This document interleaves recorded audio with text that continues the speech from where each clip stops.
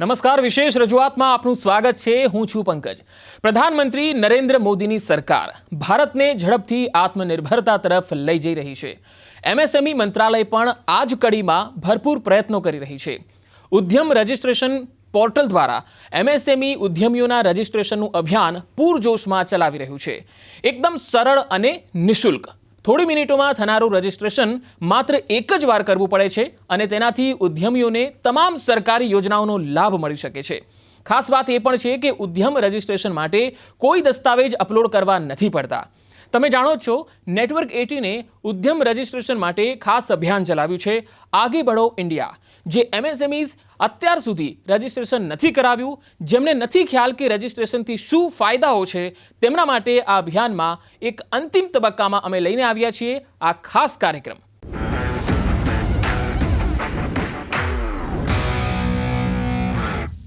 આપણી સાથે ચર્ચા કરવા માટે જોડાયેલા છે ત્રણ ખાસ મહેમાનો।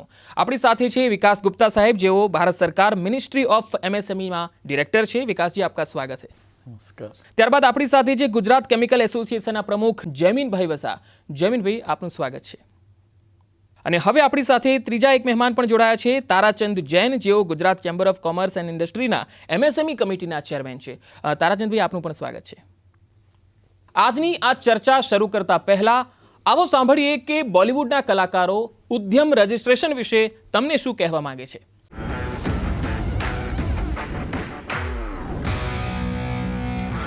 हाय, मैं हूँ श्रुति हासन। जिंदगी हो या प्रोफेशनल लाइफ, हिट या मिस होता रहता है, लेकिन अगर आप एमएसएमई उद्यमी हैं और कारोबार में हमेशा हिट रहना चाहते हैं तो उद्यम रजिस्ट्रेशन पर रजिस्टर कीजिएगा। और रजिस्ट्रेशन बहुत ही आसान है और कोई डॉक्यूमेंट्स की ज़रूरत नहीं। रजिस्ट्रेशन एक, फायदे अनेक। અને હવે શરૂ કરીએ આપણા ખાસ મહેમાનો સાથેની આજની આ महत्वपूर्ण चर्चा। विकास जी, सबसे पहले मैं आपसे पूछना चाहूँगा कि हम जब बात कर रहे हैं उद्यम रजिस्ट्रेशन की, तो देश की अर्थव्यवस्था में एमएसएमई कितना महत्वपूर्ण रोल निभा रहा है और उद्यम रजिस्ट्रेशन क्यों जरूरी है। एमएसएमई क्षेत्र भारतीय अर्थव्यवस्था के विकास में महत्वपूर्ण योगदान दे रहा है।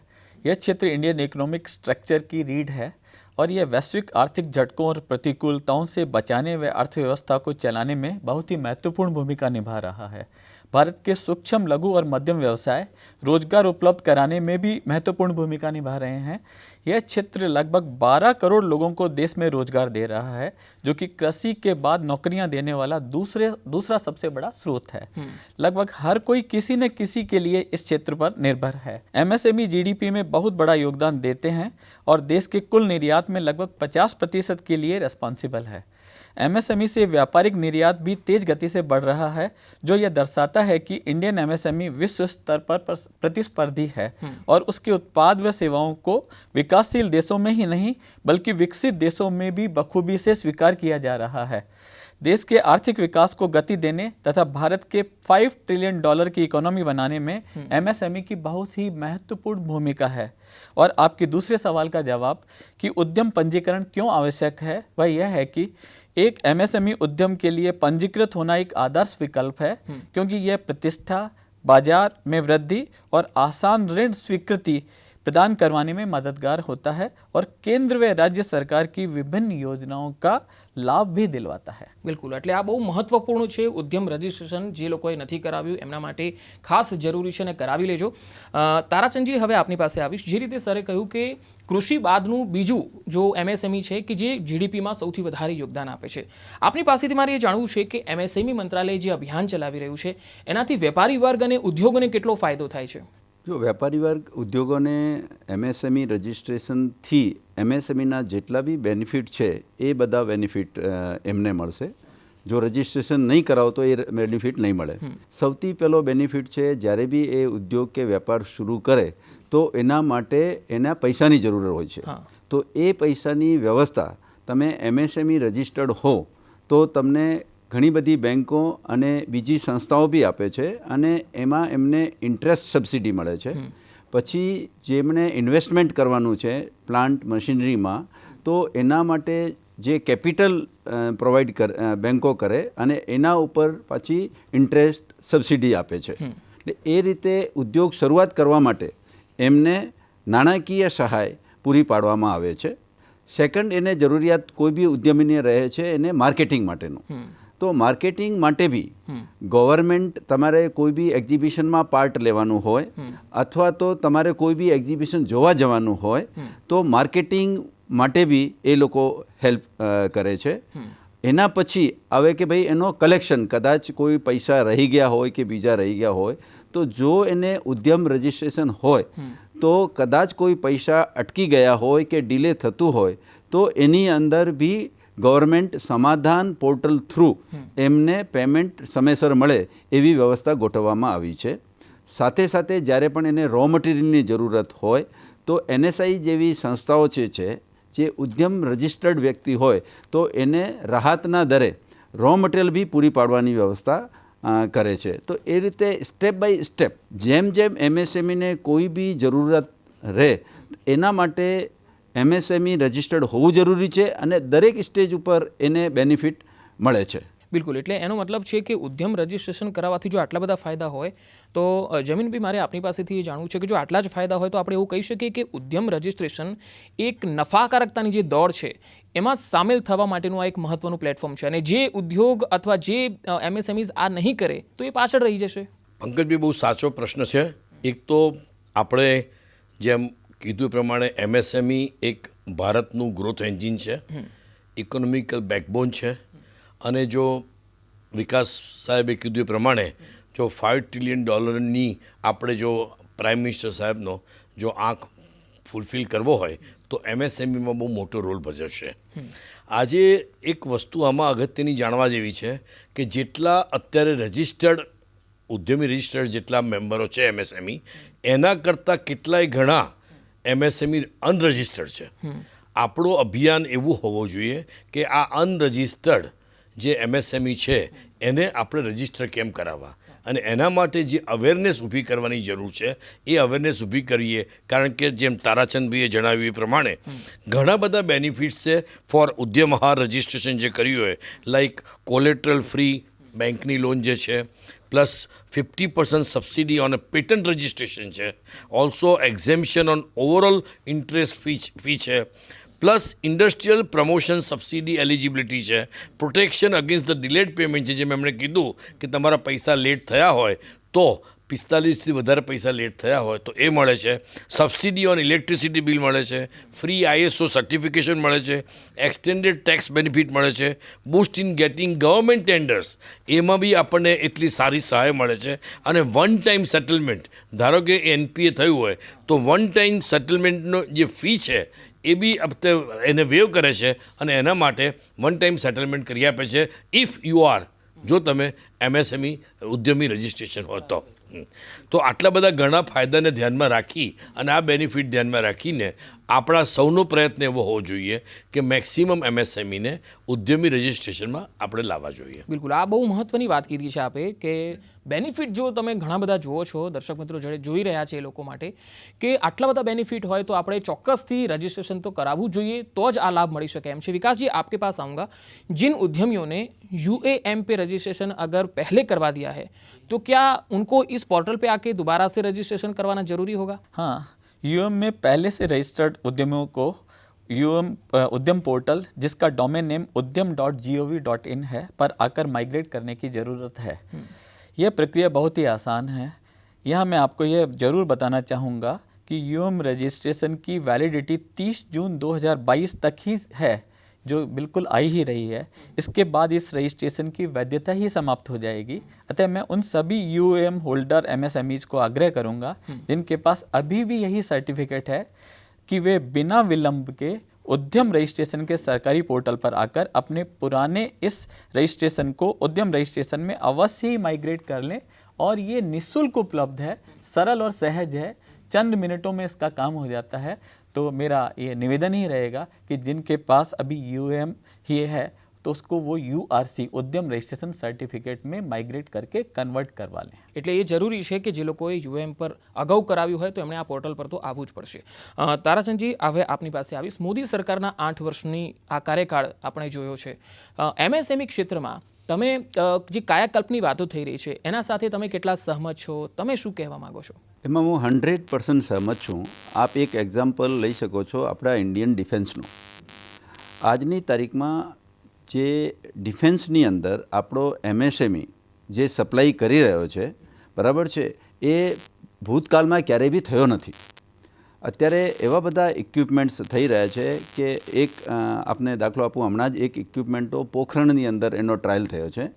એના બધા 94% ઇક્વિપમેન્ટ્સ જે છે એ ઇન્ડિયન ઇક્વિપમેન્ટ્સ છે અને ગવર્મેન્ટનો હવે ટાર્ગેટ છે કે બાય 31 માર્ચ 2024 100% એ ઇક્વિપમેન્ટને ઇન્ડિયનાઇઝેશન કરવાનું છે. અને એની અંદર MSMEનો ઘણો જ મોટો ફાળો છે. ખાસ કરીને જે ડિફેન્સ PSU છે અને એમના જે CEO છે એ લોકો અહીંયા આવે છે અને MSMEને એના માટે અવેર કરે છે. એમને એમના ડ્રોઈંગ બતાવે છે, એના સ્પેસિફિકેશન બતાવે છે અને આ બાજુ અમારે જે ટ્રેડ એન્ડ ઇન્ડસ્ટ્રી છે એ લોકો એની અંદર પાર્ટ લઈ અને એ વસ્તુને સમજે છે. પછી એ વિઝિટ ત્યાં ગોઠવે છે, ત્યાં રૂબરૂ એ પ્રોડક્ટને જોવે છે અને પોતાની ઇન્ડસ્ટ્રી સાથે કોરિલેટ કરી અને અહીંયા કેવી રીતે બનાવવું, એ બધી પ્રક્રિયા અત્યારે બહુ જ સરસ ચાલી રહી છે.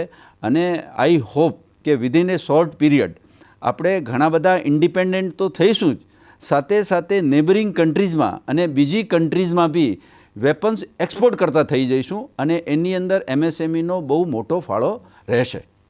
अब नेक्स्ट मेरा अगला सवाल विकास जी आपसे है कि अब अगर सरकार के इतने प्रयत्नों के बावजूद भी कोई MSMEs अगर अपना रजिस्ट्रेशन नहीं करवाता है तो उसको क्या नुकसान हो सकता है? देखिए, काफ़ी नुकसान होता है. यदि एक MSME एंटरप्राइज अपने आप को उद्यम पोर्टल पर रजिस्टर नहीं करवाता है तो नुकसान अवसरों को खोने के रूप में होता है. आप MSME मिनिस्ट्री सहित केंद्र सरकार के अन्य मंत्रालयों, राज्य सरकार की विभिन्न योजनाओं के लाभ से वंचित रह जाते हैं और आप अपने कारोबार को बढ़ाने, उसे बेहतर बनाने और उसकी रेपुटेशन बढ़ाने आदि से भी वंचित रह जाते हैं. एक registered trading entity priority sector lending के लाभ भी ले सकती है. मैन्युफैक्चरिंग और सर्विस सेक्टर की MSMEs विभिन्न एग्जीबिशंस में पार्टिसिपेट कर सकते हैं और स्टॉल लगाने के खर्चे का रिएम्बर्समेंट भी ले सकते हैं. जैसा कि जैन साहब ने और डॉक्टर वसा ने भी बताया था बहुत सारी चीज़ें, वही मैं थोड़ा सा उसको और थोड़ा गहराई से बताना चाहूँगा कि उद्यम रजिस्ट्रेशन से जैसे CGTMSE स्कीम है जिसमें कोलेटरल फ्री लोन मिलता है, या SRI स्कीम है, जैसी योजनाओं का लाभ ले सकते हैं.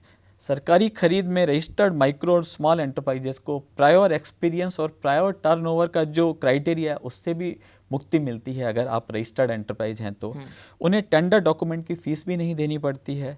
सरकारी खरीद हेतु MSEs के लिए रिजर्व 358 आइटम्स की सप्लाई में भी वो एडवांटेज ले सकते हैं अगर आप रजिस्टर्ड हैं तो. और रजिस्टर्ड MSEs को पब्लिक प्रोक्योरमेंट पॉलिसी के अंतर्गत सरकारी खरीद में 25% रिजर्वेशन का भी जो लाभ मिलता है वो ले सकते हैं. साथ ही MSEs को डिलेड पेमेंट एक्ट में जो प्रोटेक्शन मिलता है, प्रोटेक्शन का एडवांटेज है वो भी है, उसका भी फ़ायदा है.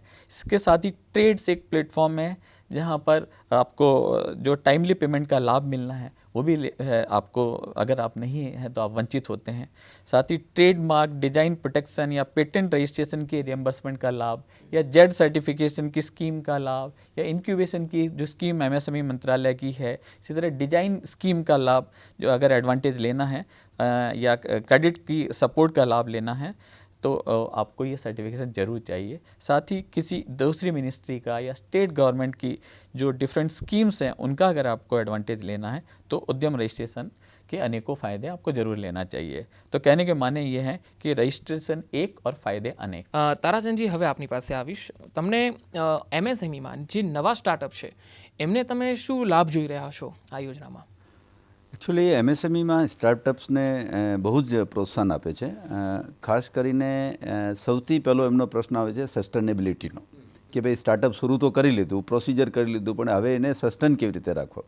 તો સૌથી પહેલાં જ જો MSME રજિસ્ટર્ડ હોય તો એને 20,000 per month up to 1 year, અને જો વુમન કોઈ બી એની અંદર વુમન હોય, કોઈ બી એક વુમન બી હોય તો 25,000 rupees per month four 1 year, એ એમને સસ્ટેનેબિલિટીનો લાભ મળે છે. પછી જ્યારે એમનો જે સ્ટાર્ટઅપ આગળ વધે અને એમને ફંડની જરૂર હોય તો 30 લાખ સુધીની MSME રજિસ્ટર્ડ હોય તો એને એ સહાય મળે છે.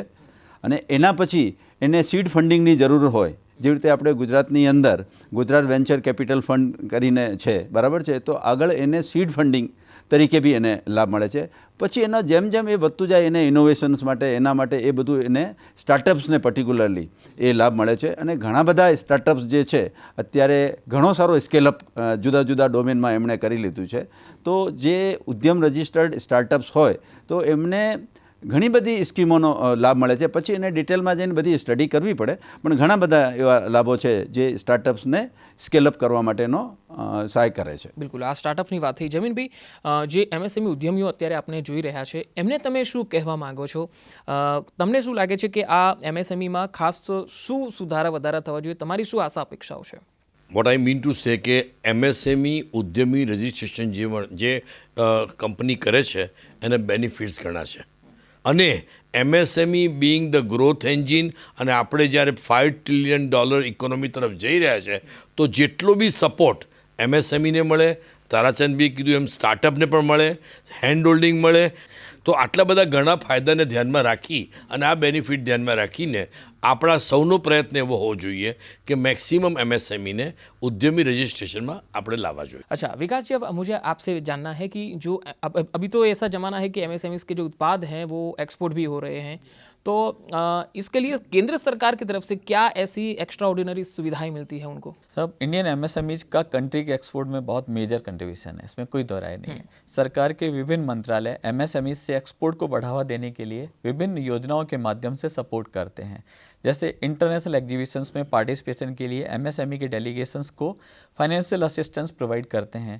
एमएसएमई जेड सर्टिफिकेशन के माध्यम से एंटरप्राइजेज की एक्सपोर्ट वर्दीनेस बढ़ाते हैं और एंटरप्राइजेज के प्रोडक्ट्स और सर्विसेज की ग्लोबल एंटिटी बनवाने का काम, trademark, patent design protection, geographical indication के रिएम्बर्समेंट द्वारा एंटरप्राइज के इंटेलेक्चुअल प्रॉपर्टी राइट्स को प्रोटेक्ट करवाने का काम, एक्सपोर्ट की कम्पिटिटिवनेस बढ़वाना, ये सारे काम का सपोर्ट सरकार की तरफ से एमएसएमईज को रहता है विभिन्न मंत्रालयों, विभागों और सरकारों के, राज्य सरकारों की तरफ से.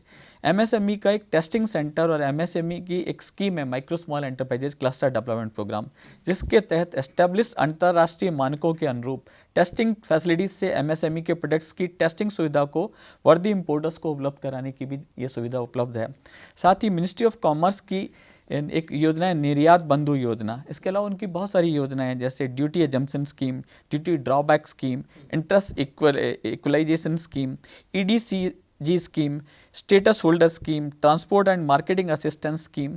ये सारी योजनाओं का जो लाभ है वो लेते हुए और अन्य जो स्कीम्स हैं अन्य मंत्रालयों की, जैसे कि food, ministry of food processing का, मिनिस्ट्री ऑफ टेक्सटाइल का, मिनिस्ट्री ऑफ स्टील का, सभी तरह की जो मंत्रालय हैं विभिन्न, वो भी एमएसएमईज को एक्सपोर्ट के लिए, निर्यात के लिए सपोर्ट देते हैं और योजनाओं का लाभ एमएसएमई यूनिट्स को मिलता है. और जो नहीं इनकी थोड़ी जानकारी रख पा रहे तो उनको भी ज़रा जानकारी अपनी जुटाते हुए इन सब की मंत्रालयों की वेबसाइट पर जा करके लाभ जरूर से लेना चाहिए. બિલકુલ. તારાચંદજી, આપ કોઈ સૂચન દર્શકોને કોઈ ખાસ સંદેશ આપવા માંગશો અંતમાં? દર્શકોને ખાસ વિનંતી છે કે જેમણે બી રજિસ્ટ્રેશન નહીં કરાવ્યું હોય એમણે રજિસ્ટ્રેશન કરવું જોઈએ. અને બીજું, ફ્રિકવન્ટલી એમની જે વેબસાઇટ છે એની સ્ટડી કરવી જોઈએ. એના માટેના જો બી આર્ટિકલ્સ આવતા હોય, બરાબર, એનો વાંચન કરવું જોઈએ તો એ વધુમાં વધુ એનો લાભ લઈ શકે.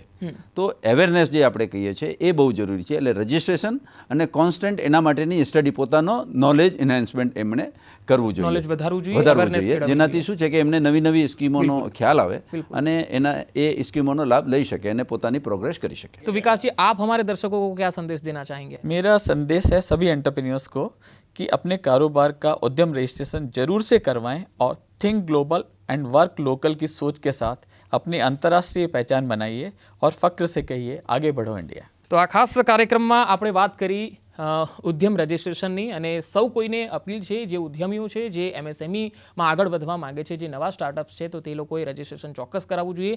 તારાચંદજી, વિકાસજી और જમીનભાઈ, આપનો ખૂબ ખૂબ આભાર અમારા કાર્યક્રમમાં આવ્યા અને સહભાગી થયા તે બદલ. नमस्कार.